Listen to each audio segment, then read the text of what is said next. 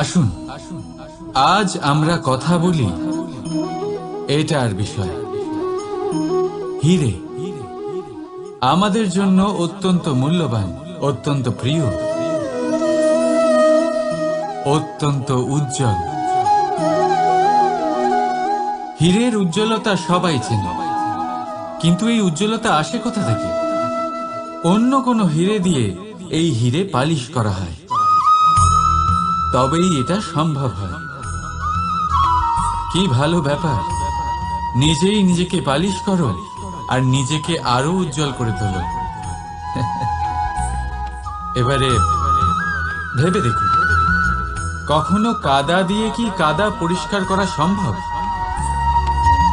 না, তার জন্য আপনার প্রয়োজন পড়বে পরিষ্কার জল। ঠিক সেইভাবেই শুভর দ্বারা শুভকে আরো অনেক শুভ করে তোলা যায়, কিন্তু মন্দ দিয়ে মন্দ শোধন করা যায় না। সবার আগে নিজের মন পরিষ্কার করুন, মনকে শুদ্ধ করুন, তারপর সেই দৃষ্টি দিয়ে এই সংসারকে দেখুন। এই সংসার আপনা থেকেই শুদ্ধ মনে হবে। যদি কারোর মধ্যে দোষ দেখেন, তাহলে শুভ কর্ম করে তার দোষ দূর করার চেষ্টা করুন, তাকে সাহায্য করুন। তার মধ্যে দোষ দেখে নিজের মনকে বিকারগ্রস্ত করবেন না, কারণ আপনি হীরে। অন্য কোনো হীরে পালিশ করতে সাহায্য করুন, ভালো লাগবে। রাধা রাধা। ঈশ্বর, যখনই আমরা ঈশ্বরকে স্মরণ করি, তার কাছে আমরা প্রার্থনা করি আমরা যেন সদা সুস্থ থাকি, এই সংকট থেকে, এই বিপদ থেকে আমরা যেন দূরে থাকি। কিন্তু এ ভীষণ বড় এক ভুল। এখন আপনারা ভাবছেন যে আমি কি সব বলছি। ঈশ্বরের কাছে সংকট থেকে দূরে রাখার প্রার্থনা করা, এ ভুল হয় কি করে? কারণ এই সংকট, এই বিপদ, যার থেকে আমরা দূরে পালাই, যে সংকট কিছু মুহূর্তের জন্যই আসে আর তা চলে যাওয়ার পর আপনার আপনজন, আপনার শুভাকাঙ্ক্ষী, আপনার বন্ধুদের পরখ করতে শেখায়, আপনার ঘুমন্ত বোধগুলি জাগিয়ে তোলে, আপনাকে আরো শক্তিশালী করে তোলে। এই সংকট, যার থেকে আমরা সকলে দূরে পালাই, যদি আমরা এই সংকটের সম্মুখীন হতে শিখে যাই, সেই অভিজ্ঞতার থেকে শিখি, আত্মসাৎ করি, এই জীবন আরো বেশি আনন্দময় হয়ে উঠবে। তাই এরপরে যখনই ঈশ্বরকে স্মরণ করবেন, সংকট থেকে দূরে পালাবার নয়, সংকটের সম্মুখীন হওয়ার শক্তি চাইবেন। স্বপ্ন দেখুন আর নির্ভয় সেই দিকে এগিয়ে যান, স্বপ্ন নিশ্চয়ই সফল হবে। রাধা রাধা। আপনি কি কখনো ভেবে দেখেছেন, বিষ পান করার পরেও মহাদেবকে দেবাদিদেব মহাদেব কেন বলা হয়? আর অপরদিকে অমৃত পান করার পরেও রাহু আর কেতুকে অসুর কেন বলা হয়? কেন? এর কারণ হলো উদ্দেশ্য। আপনার কর্ম করার পেছনে যে উদ্দেশ্য আছে তা অত্যন্ত গুরুত্বপূর্ণ। এই সংসারে কোনো ব্যক্তি সেই দ্বারাই পরিচিত, কর্ম করার পিছনে তার উদ্দেশ্য দিয়ে।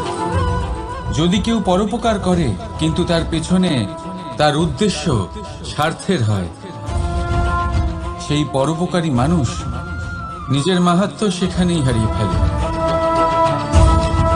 যদি আপনার কর্মের পিছনে আপনার উদ্দেশ্য সঠিক হয়, তাহলে শাপও বরদানে পরিণত হতে পারে।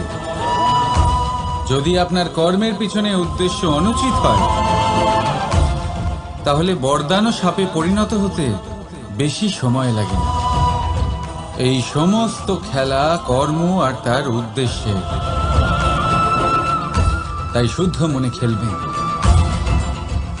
রাধা রাধা। এই মুক্ত দেখতে পাচ্ছেন আপনারা? শুভ্র, সাদা, উজ্জ্বল। আর এটা এরকমই রাখার জন্য আমরা কি না করে থাকি।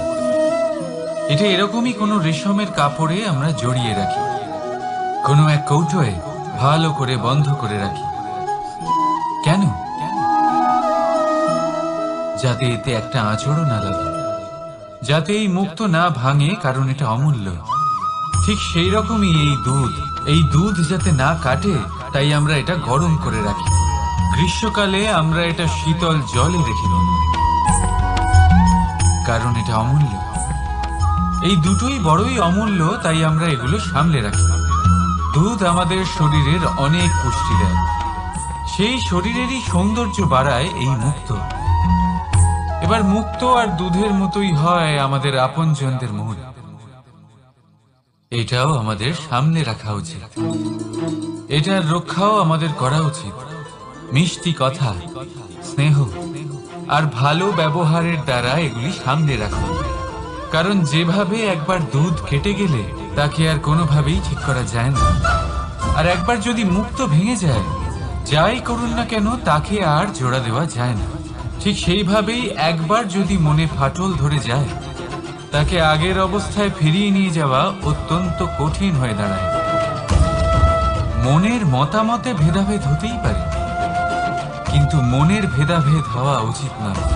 সেই জন্য একে অপরের মনকে সামলে রাখা, কারণ তা অত্যন্ত অমূল্য। রাধা রাধা। কথায় আছে, যদি ভাগ্য সাথে না থাকে, যদি কপাল খারাপ হয়, তাহলে মিষ্টি নদীর জলও নোনা হয়ে যায়। এই কথাটা একদম ভুল। প্রতিটা বিষয়ে, প্রতিটা সমস্যার জন্য ভাগ্যকে দোষ দেওয়া অনুচিত। জীবনের সমস্ত দুর্ঘটনার কারণ ভাগ্য হতে পারে না। বহুবার কারণ হয় আমাদের অসাবধানতা। সাবধান থাকা অত্যন্ত জরুরি। আমরা আগামী সংকটের থেকে সাবধান থাকি না, নিজেকে তৈরি রাখি না। আর যখন হঠাৎ করে সংকট আমাদের সামনে প্রকট হয়, আমরা নিজেদের সামলাতে পারি না। সেই পরিস্থিতির কাছে আমরা হেরে যাই। সাবধান থাকা অত্যন্ত জরুরি। যখন আপনি কোনো অজানা পথে বেরিয়ে পড়েন, তখন সবার আগে নিজের একটা পা তার নিচের ভূমিতে রাখেন, আর আরেক পা দিয়ে সামনের ভূমি আপনি পরখ করেন। এটাই বুদ্ধির লক্ষণ। সাবধানতার মানে হলো আগামী ভবিষ্যতের পূর্বাভাস করা। কারণ যাই করে নিন না কেন, আপনি ভবিষ্যৎ দেখতে পারবেন না। কিন্তু যদি আপনার ভবিষ্যতের সংকটই লেখা থাকে, তাহলে তা আসুক। সেই সংকটের সম্মুখীন হওয়ার জন্য আপনি সাবধানতার ঢাল অবশ্যই ব্যবহার করতে পারবেন। রাধা রাধা। রাধা আমাকে বহুবার জিজ্ঞেস করেন, এই মোহ আর প্রেমের মধ্যে পার্থক্য কি? দাদাও তা বুঝতে পারেন না। আপনার মনেও নিশ্চয়ই এই প্রশ্ন আসে যে তফাৎটা কোথায় এই মোহ আর এই প্রেমের মধ্যে। আসুন, খুব সহজেই আমি আপনাকে এটা বুঝিয়ে দিচ্ছি। একদিকে আপনি ভেবে দেখুন, একটা মাছ যে জলে থাকে সেখানেই বাস করে। যদি গ্রীষ্মকালে সেই জল শুকিয়ে আসে, সে তা ছেড়ে যায় না, সেখানেই থাকে সে। গরমে জল শুকিয়ে যাওয়ার কারণে সে সেখানে কষ্ট পেয়ে নিজের প্রাণ ত্যাগ করলেও সেই স্থান ত্যাগ করে না। অন্যদিকে আছে এক ভ্রমর, যে একটা ফুলের আশেপাশে শুধু ততক্ষণই ঘোরাঘুরি করে যতক্ষণ সেই ফুলে সে রস পায়। সেই রস শেষ, সেখানে সেই ভ্রমরও আর থাকে না। তাহলে যেই তফাৎ এক ভ্রমর আর মাছের মধ্যে আছে, সেই তফাতই আছে মোহ আর প্রেমের মধ্যে। যা কোনো কামনা ছাড়া, কোনো লোভ ছাড়া করা হয় তা হলো প্রেম। আর যা কিছু পাওয়ার উদ্দেশ্য নিয়ে করা হয় তা হলো মোহ। তাহলে ত্যাগ করে দিন এই মোহকে, আর আমার সাথে ভালোবেসে বলুন, রাধা রাধা।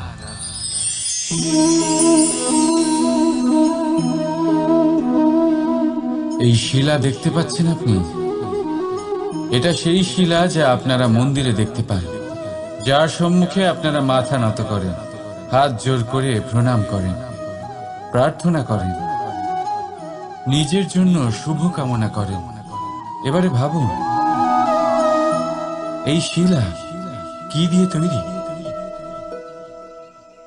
পাথরের এক খণ্ড দিয়ে, এক সাধারণ পাথরের খণ্ড। এবার যদি এই পাথরের খণ্ড আপনি অন্য কোথাও দেখেন, তাহলে কি করবেন? পদাঘাত করবেন। সেই পাথরের আপনার কাছে কোনো মাহাত্ম্য নেই। এখন এইটাই মানুষের সাথেও হয়ে থাকে। আপনি হয় সংসারে সম্মান পাবেন, নয় পদাঘাত পাবেন, সেই সিদ্ধান্ত আপনার। যদি আপনি নিজের মধ্যে শুভ ভাবনা রাখেন, শুভ কর্ম করেন, বিপদের সংকটের সম্মুখীন হন, নিজেকে আরো শক্তিশালী করে তোলেন, সর্বদা সত্যের পথে চলেন, তাহলে দেখবেন আপনি সম্মান অবশ্যই পাবেন। নয়তো পদাঘাতের বিকল্পতা আপনার কাছে আছেই, তাই তো? রাধা রাধা।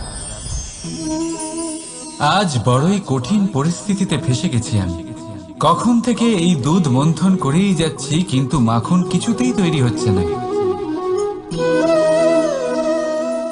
হলো?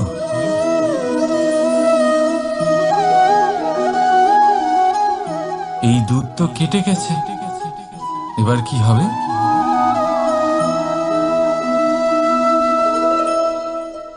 আপনারা নিশ্চয়ই ভাবছেন কি সব অসম্ভব কাজ করার চেষ্টা করি আমি সবসময়। দেখুন, দুধ কেটে গেছে মানে তা দিয়ে আর মাখন হবে না। ঠিক, খুব ভালো কথা যে আপনারা এটা জানেন। এটাও জেনে নিন যে আমাদের সম্পর্ক ঠিক এরকমই হয়। যদি সম্পর্কে তিক্ততা চলে আসে, তাহলে যতই চেষ্টা করুন না কেন, কোনো লাভ হবে না। যদি আপনি আপনার সম্পর্কে সুখের মিষ্টি মাখন খেতে চান, তাহলে মন রূপী দুধকে কাটতে দেবেন না। রাধা রাধা। এই বৃক্ষ দেখতে পাচ্ছেন আপনি, একদম অটল। সারা দিন কঠোর রোদে দাঁড়িয়ে থাকে, নিচে যে বসবে তাকে ছায়া দিতে। এবার যত সময় বয়ে চলে, ততই এই বৃক্ষের প্রতিটা শাখায় পাতার সাথে সাথে ফুলও ফুটতে শুরু করে, যে ফুল পরে ফলে পরিণত হয়। এবার সময়ের সাথে সাথে যখন ঋতু বদলায়, তখন এই ফল পাড়া হয়, আর কিছু ফল ঝরে যায়। পাতা ঝরার ঋতুতে পাতারাও এই গাছের সঙ্গ ছেড়ে দেয়, কিন্তু এই বৃক্ষ নিজের জায়গাতে অটল থাকে। না ফল আসার উৎসব করে, আর না পাতা ঝরে যাওয়ায় শোক পালন করে। আর সেই জন্যই আমরা বৃক্ষকে পুজো করি, কারণ এই বৃক্ষ নিজের স্থানে অটল থাকে। সেইভাবেই সুখ আর দুঃখ আমাদের জীবনের অভিন্ন অঙ্গ। সুখ আর দুঃখ সর্বদাই থাকবে। সেই জন্য কখনো জীবনে সুখ এলে অহংকারে ভরে উঠবেন না, আর না কখনো দুঃখ এলেই শোক পালন করবেন। কারণ সুখ আর দুঃখ সময়রূপী, জীবনরূপী বৃক্ষের ফল। এইগুলো আসবে আবার যাবেও, কিন্তু সুখে আর দুঃখে যে ব্যক্তি অটুট থাকবে, সেই পূজনীয় হবে। রাধা রাধা। কোকিল আর কাক, এই দুই পাখি অনেকটাই সমান। দেখতে একই রকম, রূপেও তারা সমান, রঙও বেশিরভাগ সময় একই হয়।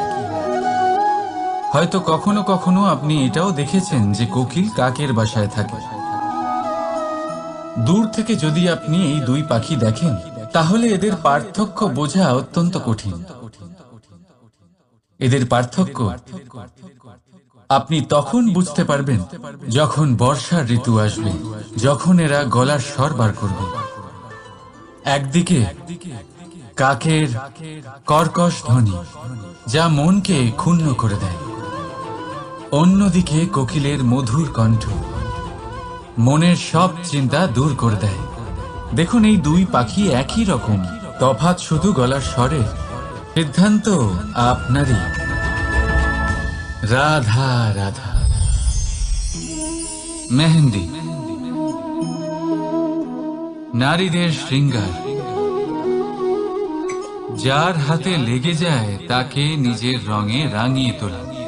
আমাদের এখানে পরম্পরা আছে যে বিবাহতে অন্য অনেক অনুষ্ঠানে এই মেহেন্দি এমনই এক পাত্রে রাখা হয়, তারপর মহিলাদের মধ্যে ভাগ করা হয়।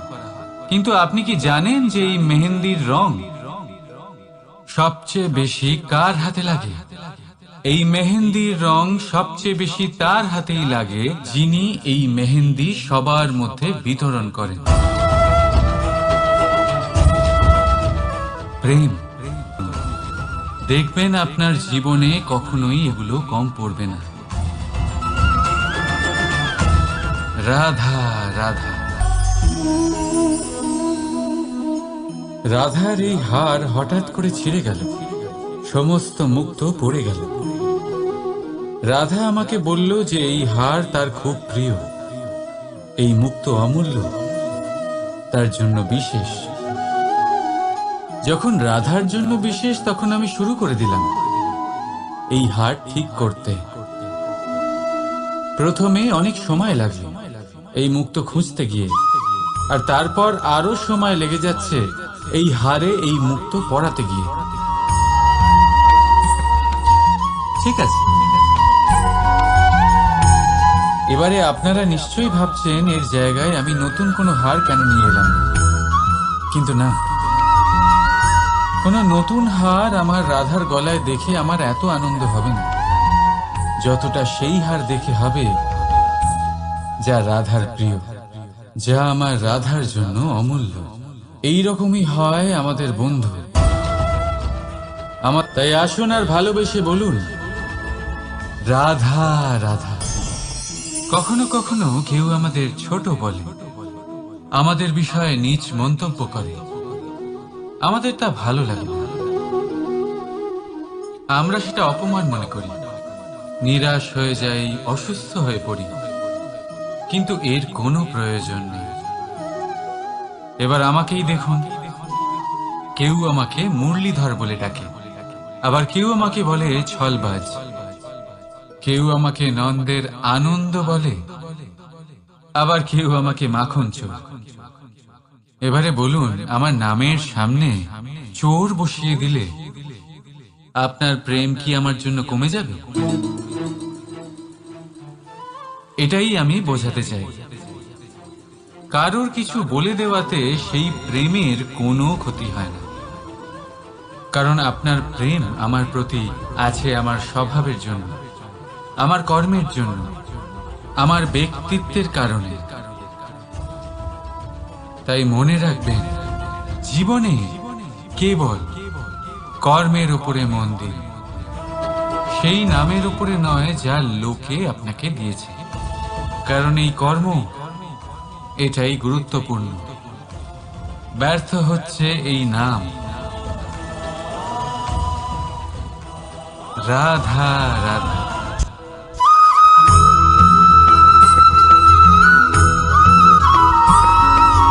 বসন্ত ঋতু, এই সময় মন আনন্দে ভরে থাকে।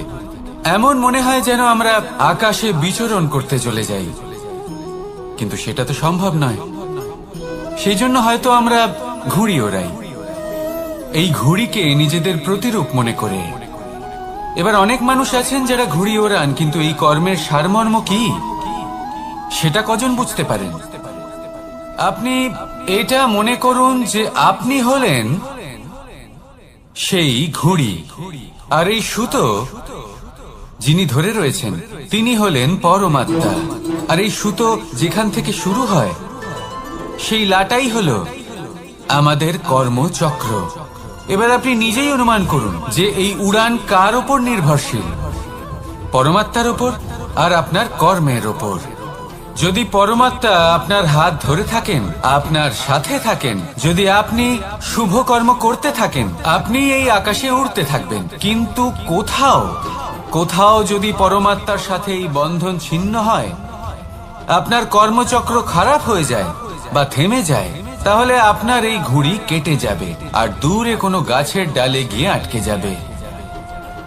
তাই শুধুমাত্র ঘুড়ি ওড়াবেন না, তার থেকে শিখুন, পরমাত্মার সাহচর্যে থাকুন, সবসময় শুভ কর্ম করতে থাকুন আর সবসময় এই আকাশে উড়তে থাকুন। আসুন আর আমার সাথে ভালোবেসে বলুন, রাধা।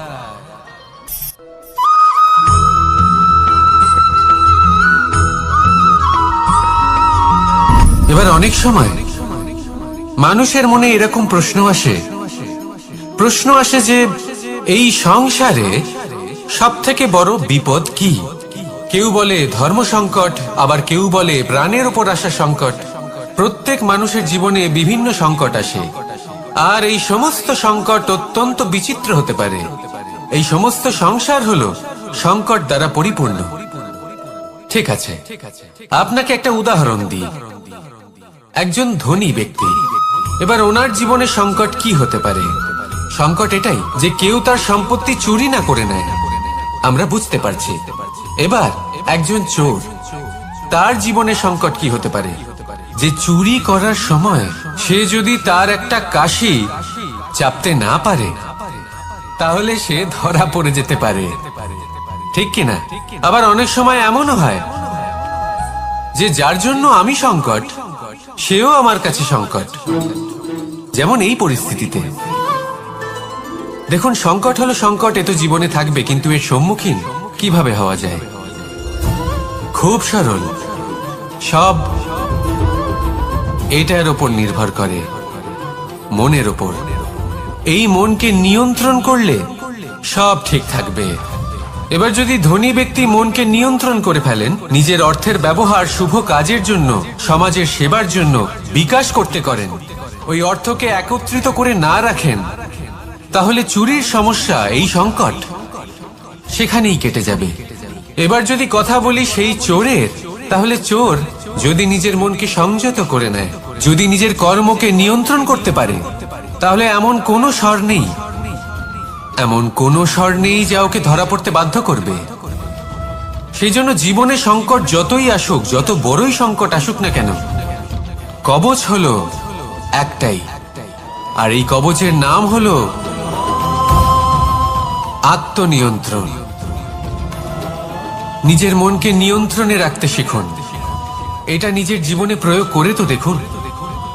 যদি আপনি করতে পারেন, তবে আপনি দেখবেন যে সংকট তো জীবনে আসা যাওয়া করে, কিন্তু সেই সংকটগুলির সম্মুখীন আপনি এইভাবে করতে পারবেন। তাহলে সেটাই করুন, আর আমার সাথে ভালোবেসে বলুন, রাধা রাধা।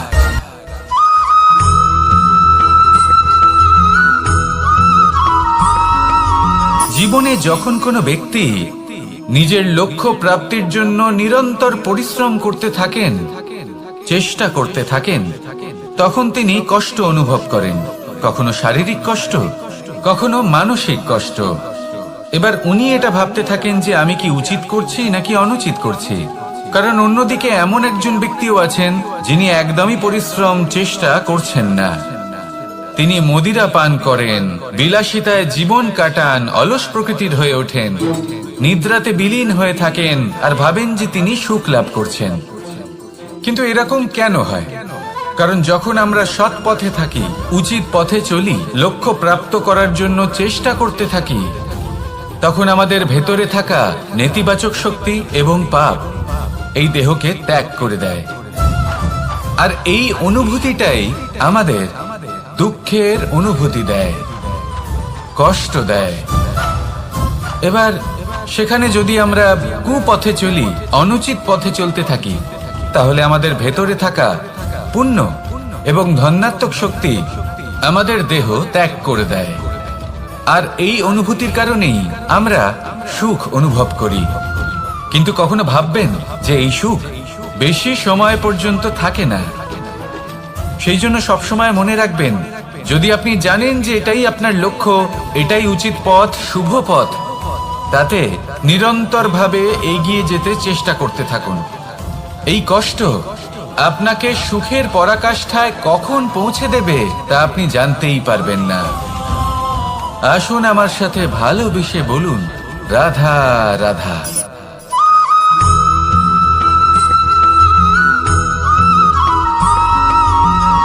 মানুষের মানসিকতা এমন হয় যে সে যতটা করে আশা করে যে তার থেকে অনেক বেশি তার বদলে সে পাবে।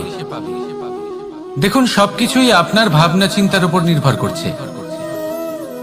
আপনি যদি ফলের বিষয়ে ভেবে কর্ম করতে থাকেন তাহলে সেটা অনুচিত। জীবনের আসল আনন্দ হলো নিজের কর্ম করতে থাকা, ফলের চিন্তা করা উচিত নয়। যদি আপনি এরকম ভাবেন যে আমি এতটা করছি, আমার এতটা পাওয়া উচিত, সেই ভাবনা অনুচিত। যদি আপনি সেবার মানসিকতা নিয়ে কর্ম করতে থাকেন, কর্মচক্রে প্রবাহিত হন, যদি আপনি এমন ভাবনা রাখেন যে আমি এতটা পাচ্ছি তাই এর থেকে অনেক বেশি আমি কর্ম করব, তাহলে নিশ্চিত রূপে আপনি যতটা করছেন তার থেকে অনেক বেশি আপনি পাবেন। আপনার আশার থেকে অনেক বেশি আপনি পাবেন। শুধু জীবনে অনেক বেশি কাজ করতে থাকুন, ফলের চিন্তা করবেন না। আর মনে রাখবেন, এই ভাবনাই সব থেকে বড় বীজ। কর্মের উপর বিশ্বাস রাখুন, জীবনে যা যা আপনি চান সবই সুখময় হবে। আসুন আর আমার সাথে ভালোবেসে বলুন, রাধা রাধা।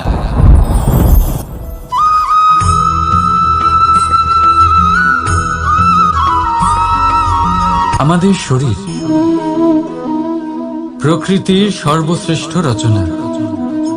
যে অঙ্গ প্রত্যঙ্গ আমরা লাভ করেছি প্রত্যেকটির মধ্যে একটি নিজস্ব বার্তা রয়েছে। একটু ভেবে দেখুন, দুটি চোখ দিয়েছে দেখার জন্য, দুটি কান দিয়েছে শোনার জন্য, নাসিকাও আছে দুটি, দুটি হাত দিয়েছে দ্বিগুণ পরিশ্রম করার জন্য। কিন্তু জীব শুধুমাত্র একটি। তার উপরেও তীক্ষ্ণ বলিষ্ঠ দাঁত দিয়েছে তার রক্ষার জন্য। কখনো ভেবে দেখেছেন কেন?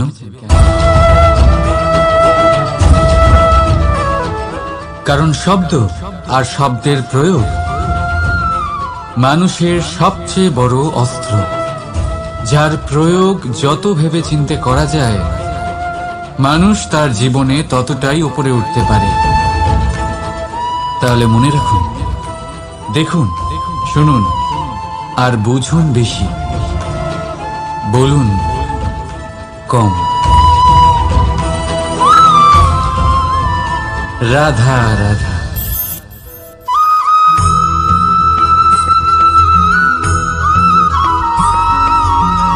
এই সংসারে কোনো বস্তু হোক বা ব্যক্তি হোক, তার একার গুরুত্ব কিন্তু খুব বেশি নয়। একটা উদাহরণ হিসেবে বৃষ্টির ফোঁটাকে ভেবে দেখুন। যদি একটি বৃষ্টির ফোঁটা হয় তাহলে তার খুব বেশি গুরুত্ব থাকে না, কিন্তু যখন সহস্র বৃষ্টির ফোঁটা মেঘের মধ্যে দিয়ে ঝরে পড়ে তখন সেটা বর্ষার রূপ ধারণ করে। সেই বর্ষা যা এই প্রকৃতিকে শান্ত করে। সেইভাবেই পাথরের ছোট টুকরো, তার খুব বেশি গুরুত্ব থাকে না, কিন্তু যখন অসংখ্য পাথরের টুকরো একত্রিত হয় তখন তা পর্বতের আকার ধারণ করে। সেইভাবেই কিছু মানুষ যখন একত্রিত হন তখন তৈরি হয় পরিবার, কিছু পরিবার যখন একত্রিত হয় তখন তৈরি হয় সমাজ, যখন অনেক সংখ্যক সমাজ একত্রিত হয় তখন তৈরি হয় রাজ্য। এবার এই রাজ্যের সব থেকে গুরুত্বপূর্ণ ব্যক্তি হতে পারেন রাজা, কিন্তু তাও সেই রাজা একা কিছু করতে পারেন না। যুদ্ধ লড়ার সময় তারও নিজের সৈন্যদলকে প্রয়োজন পড়ে। কিন্তু এই সংসারে এমন একজন ব্যক্তি আছেন যিনি একাই সব কাজ করতে থাকেন, এবং সেই ব্যক্তি হলেন মা। আমাদের জীবনে একজন পিতার ভূমিকা কিন্তু নিঃসন্দেহে অমূল্য, কিন্তু আমাদের সকলের জীবনে যে ভূমিকা একজন মায়ের তা অন্য কারোর থাকে না। একজন মা একাই সন্তানকে বড় করতে পারেন, সংস্কারী করে তুলতে পারেন, তার জন্য পরিশ্রম করেন। আর এত কিছু কাজ করার পরেও তার কাজের জন্য তিনি প্রশংসা অবশ্য পান না, উল্টে যদি সেই সন্তান অনুচিত পথে চালিত হয়, অনুচিত কর্ম করে, তখন সেই মাকেই অপবাদের পাত্র হয়ে উঠতে হয়। আমাদের জীবনে মায়ের যোগদান কতটা সেটা বুঝুন। আপনাকে বড় করে তোলার জন্য উনি কতটা পরিশ্রম করেছেন সেটা বুঝুন। আজ থেকে, এখন থেকে, এই মুহূর্ত থেকে মাকে সম্মান করতে শিখুন। যখন সময় পাবেন, যখন সুযোগ হবে, তখন তার প্রশংসা করুন। ওনারও ভালো লাগবে। আর মায়ের এই মমতার জন্য, তার এই ভূমিকার জন্য আসুন সবাই মিলে আমরা তাকে প্রণাম করি। আর সকলে মিলে ভালোবেসে বলি, রাধা রাধা।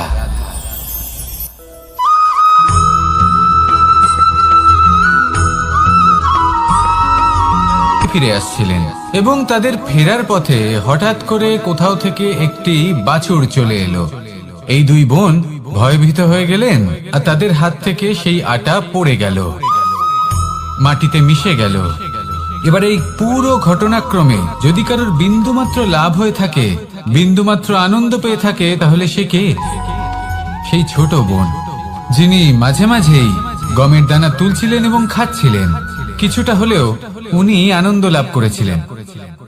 এবার এরকমই হলো আমাদের জীবনে ভক্তি এবং ভালোবাসা সংক্রান্ত বিষয়ে। মানুষ নিজের জীবনের দৈনিক কাজে এতটাই ব্যস্ত হয়ে পড়েন, প্রত্যেকদিন শুধু কাজ কাজ কাজ কাজ করতে থাকেন, আর তাতে ভক্তি এবং ভালোবাসার জন্য সময় বার করতেই পারেন না। দেখুন, জীবনে ভক্তি আর প্রেমের এই যে ছোট ছোট মুহূর্ত আছে, এগুলো যদি আপনি যাপন করতে পারেন, তাহলে তাতেই আপনি তৃপ্তি লাভ করবেন। বাকি সবই আপনার ব্যর্থ বলেই মনে হবে। জীবনে যখনই আপনি কোনো কাজ করবেন, ঈশ্বরের প্রতি সমর্পিত হয়ে সেই কাজ করুন। আর যখনই সময় পাবেন, তাহলে সেই সময় নিজের আপনজনদের দিন। যাদের আপনি ভালোবাসেন তাদের প্রতি যত্নবান হন, তাদের শুভাকাঙ্ক্ষী হন। এই প্রেম আর ভক্তির ছোট ছোট মুহূর্তগুলো আপনার জীবনকে চরিতার্থ করে তুলবে। আসুন আমার সাথে ভালোবেসে বলুন, রাধা রাধা।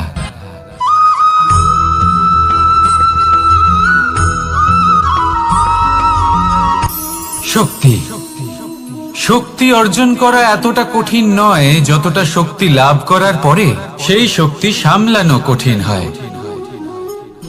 কারণ যেই মানুষ শক্তি লাভ করে তার মনে গর্ববোধ জন্মায়, জন্মায় অহংকার, জন্মায় জেদ। তাই শক্তি প্রাপ্ত করার সাথে বিনম্র থাকাও অত্যন্ত আবশ্যক। আর এটা আমাদের শেখা উচিত বৃক্ষের থেকে। বৃক্ষ যা আমাদের ফল দেয়, বৃক্ষ যা যত ফল দেয় ততটাই ঝুঁকে যায়। আমরা পাথর মারি ওই বৃক্ষের থেকে ফল প্রাপ্ত করার জন্য। সেই পাথরের মার সহ্য করেও বৃক্ষ আমাদের ফল দেয়। কোনো গর্ববোধ নেই, কোনো অহংকার বোধ নেই। আর সেই জন্য এই বৃক্ষের পুজো করা হয়। এটাই হলো মাহাত্ম্য শক্তির সাথে বিনম্রতা। যদি এই শক্তি সৃজন করে থাকে, সাহায্য করে থাকে, সম্বল হয়ে থাকে, তবেই সেই শক্তি উপযুক্ত। আর নয়তো সেই শক্তি একদিন আপনাকে আসক্ত অবশ্যই করবে। তাহলে শক্তি অবশ্যই অর্জন করুন, কিন্তু তার সাথে সেই শক্তি সামলানোর মতো বিবেকও আপনাকে অবশ্যই জাগ্রত করতে হবে। তাহলে আসুন আমার সাথে ভালোবেসে বলুন, রাধা রাধা।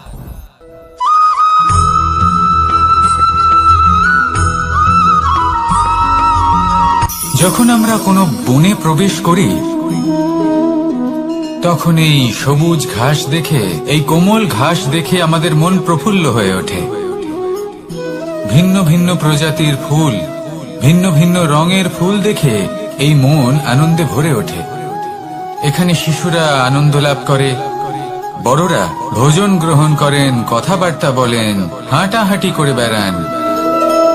এবার ভেবে দেখুন, যখন এই উপবনের নির্মাণ হয়েছিল সেই সময় যদি এই মাটিকে সঠিকভাবে খনন না করা হতো, যদি তাতে সঠিকভাবে বীজ রোপণ না করা হতো, যদি কোনো সংঘর্ষ না হতো, পরিশ্রম না করা হতো, যদি চলতে চলতে পায়ে কাঁটা না বিঁধে যেত, তাহলে এই সুন্দর বন দেখে আমরা কি এই আনন্দ লাভ করতে পারতাম? কখনোই নয়। ধরুন কোনো নদীর তটে সুন্দর একটি বন আছে, সেই বনের আনন্দ লাভ করতে গেলে আপনাকে সেই নদী পার করতেই হবে। যদি সুখের নদীর কাছে পৌঁছতে চান তাহলে তটে যে কাঁটা রয়েছে সেগুলোর সাথে সংঘর্ষ করতেই হবে।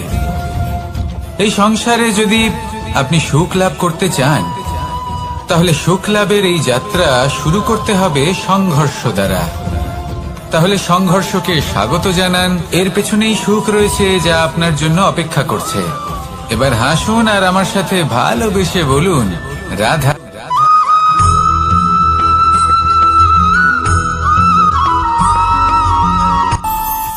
আমাদের মনে যখন কোনো প্রশ্ন ওঠে, কোনো দ্বন্দ্ব জাগে, তখন আমরা যাই আমাদের গুরুর কাছে, আমাদের আরাধ্যের কাছে গিয়ে জিজ্ঞেস করি। এইভাবেই একদিন আমি পৌঁছলাম আমার আরাধ্যের কাছে, আমার মহাদেবের কাছে, আর ওনাকে প্রশ্ন করলাম যে মহাদেব, জীবনে আনন্দ পাওয়ার, উৎসব পালনের, প্রেম ভাগ করে নেবার, জীবনকে উপভোগ করে নেওয়ার সর্বশ্রেষ্ঠ সময় কোনটা? মহাদেব হাসলেন আর উনি বললেন, জীবনে উৎসব পালনের সব থেকে শ্রেষ্ঠ দিন হলো মৃত্যুর ঠিক আগের দিনটা। প্রেম ভাগ করে নেওয়ার সব থেকে শ্রেষ্ঠ মুহূর্ত হলো মৃত্যুর ঠিক আগের মুহূর্ত। জীবনকে উপভোগ করে নেওয়ার সর্বশ্রেষ্ঠ প্রহর হলো মৃত্যুর এক প্রহর পূর্বে। তখন আমি চমকে গেলাম। আমি বললাম, কিন্তু মহাদেব, মৃত্যু তো অনিশ্চিত, আমরা জানিও না কবে আমাদের মৃত্যু হবে। মহাদেব আবার হাসলেন। উনি বললেন যে যদি আমরা এভাবে জীবন কাটাই যে আমরা জীবনের প্রত্যেক দিন, প্রত্যেক মুহূর্ত, প্রত্যেক প্রহর শেষ বলে মনে করি, তাহলে আমাদের সমস্ত জীবন আনন্দের সাথেই অতিবাহিত হবে। কি বলেন?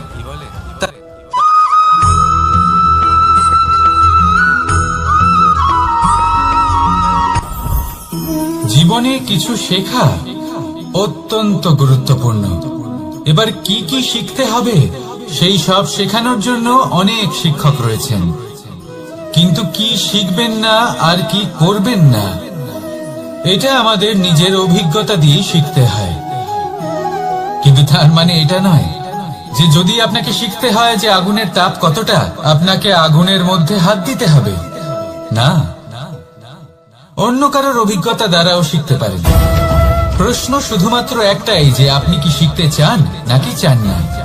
যদি আপনি এটাই ভাবেন যে আমি শুধুই নিজের অভিজ্ঞতা দ্বারাই শিখতে চাই, তাহলে জীবনকাল ছোট মনে হবে, অনেক কিছুই শিখতে পারবেন না। তাই নিজের সাথে সাথে বড়দের অভিজ্ঞতা দ্বারাও শেখা শুরু করে দিন। এই সংসারের অভিজ্ঞতা দ্বারা শিখতে শুরু করে দিন। আর এটা নিশ্চিত রূপে শেখা আবশ্যক যে কখন কি করবেন না, কোথায় থামতে হবে আর কোথায় থামবেন না। তাহলে আসুন আর আমার সাথে ভালোবেসে বলুন রাধা রাধা।